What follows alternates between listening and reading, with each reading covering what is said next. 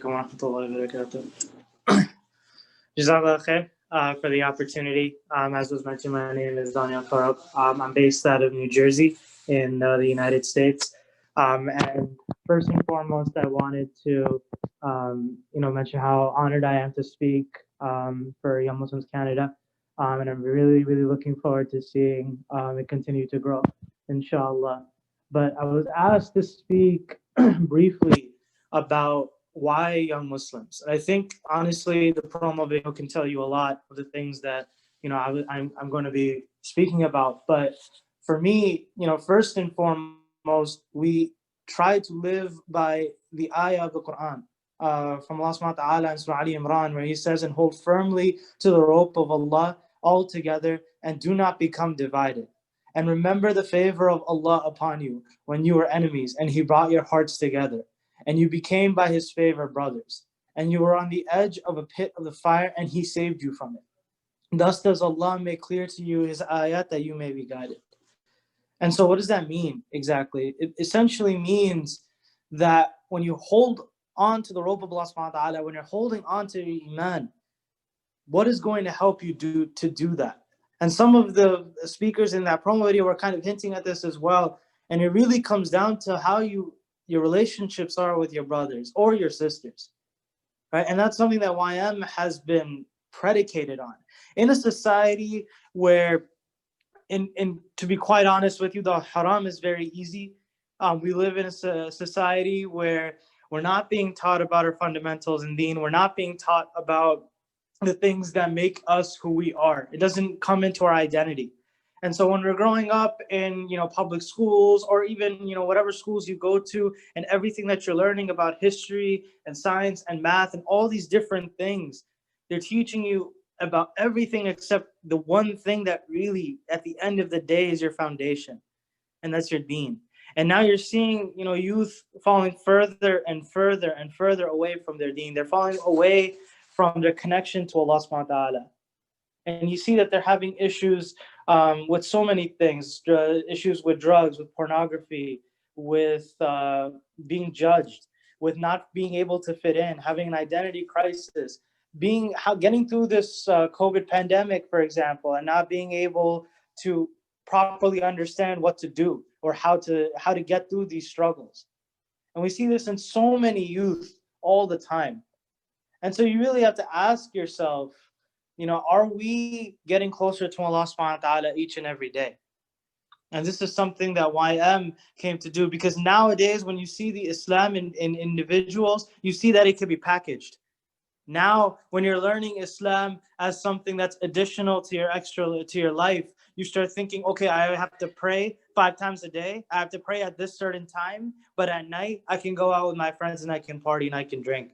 And there's so many youth who do this, Muslim and non-Muslim, brothers and sisters.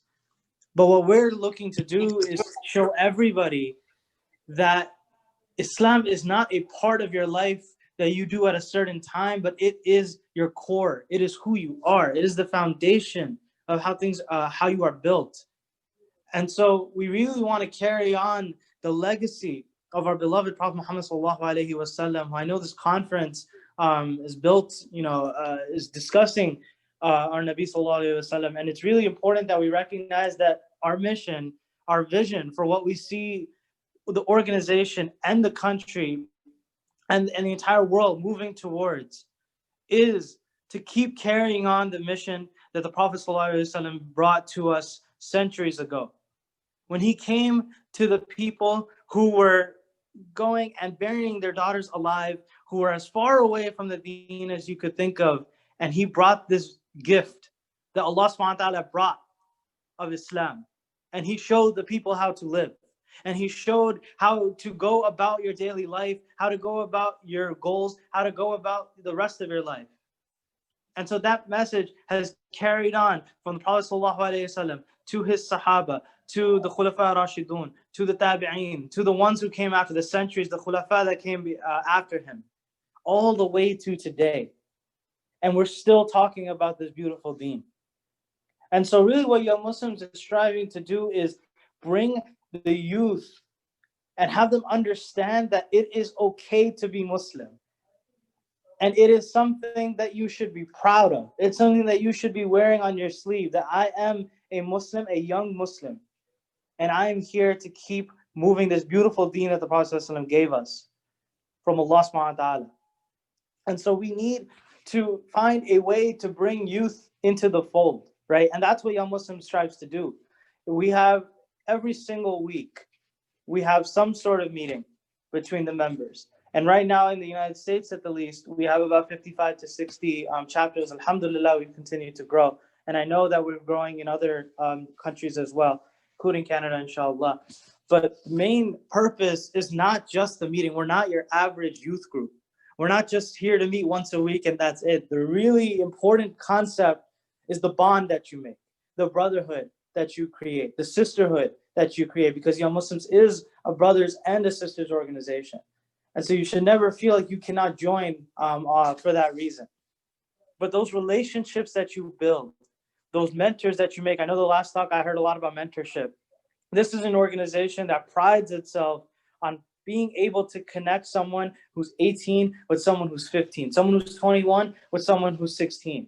And more than that, we're trying to bring as many people together as possible. And what that means is that we're trying to unite the hearts, as the ayah I mentioned said, where it doesn't matter if you're the high school varsity captain or you're the captain of the chess club, or you're not really that social at all. YM is a place where we can go past those differences about where I am, who I came from, where I came from, what my social status is, what the color of my skin is.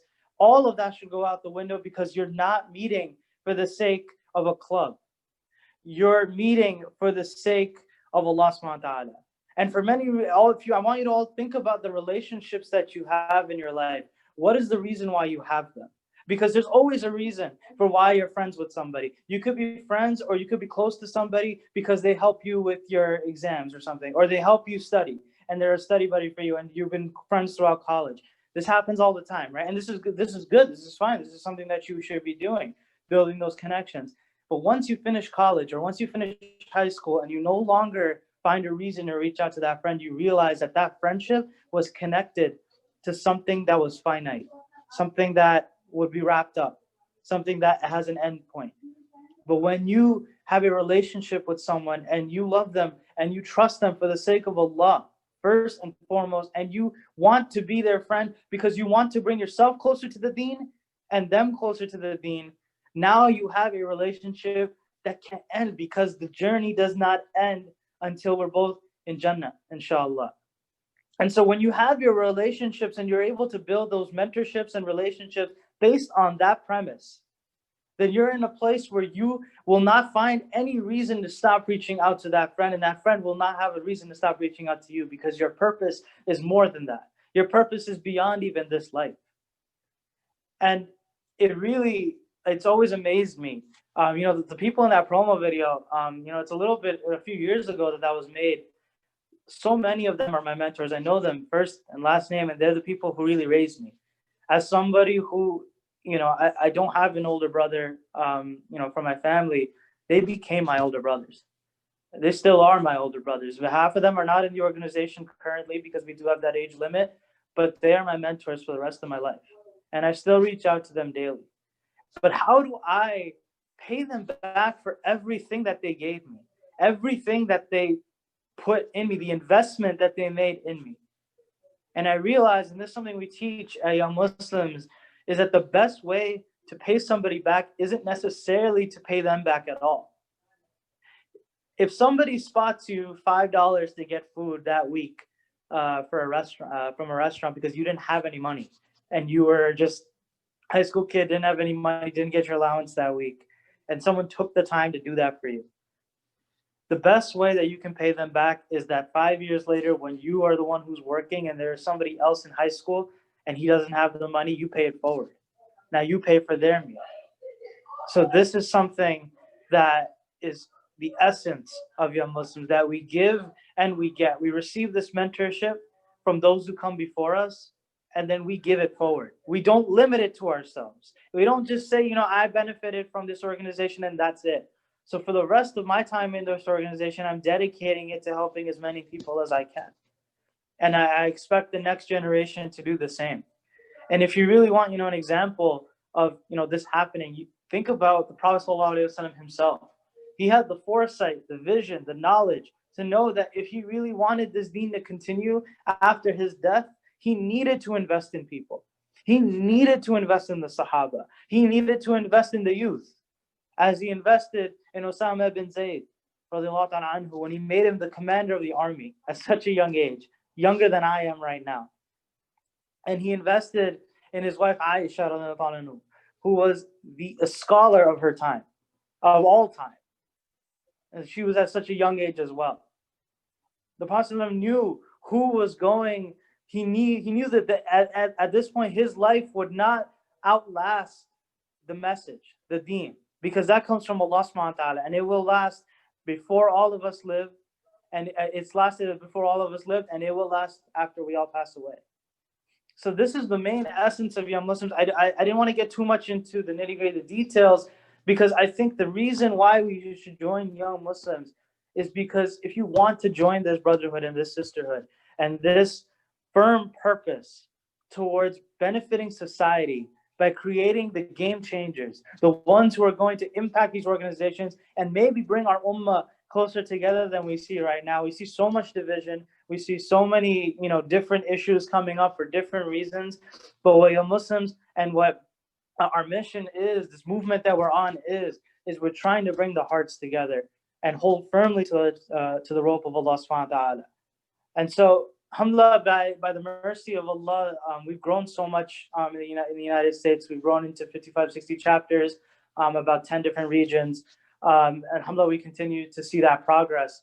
But I also think we need to think about what happens at home, right? What happens from the core, which is what's happening in your local community. Do you feel like that is missing from your local community? Do you have a relationship with the other youth in the community? These will be the people who become the adults, the leaders, the people who are on the masjid boards, the people who are working in whatever capacity they're working, different organizations. If we don't hold on to our deen now, then when are we going to hold on to our deen? This is the time to really build your knowledge, to build your skill set, to build your understanding, to really understand that there is a greater purpose in life than your day-to-day, than your 9-to-5 job, than your college degree, than your high school diploma. All of that is important. All of that is necessary. But ultimately, without the understanding, the vision of where we want to go, then it's just going on a trip without knowing the destination. It's like using a GPS and not entering the final location. You're just driving and driving and driving, and you're never going to get anywhere. And so if you're looking for that purpose, if you're looking for that camaraderie, that brotherhood, that sisterhood, that mentorship, the continuing of the legacy of our beloved Rasul sallallahu alaihi wasallam, then I myself have not found an organization that does this better and more effectively than Young Muslims. So Jazakumullah khair. I know I was given about this much time. I apologize if I did go over, but Jazakumullah khair. Assalamu alaikum wa rahmatullahi wa barakatuh.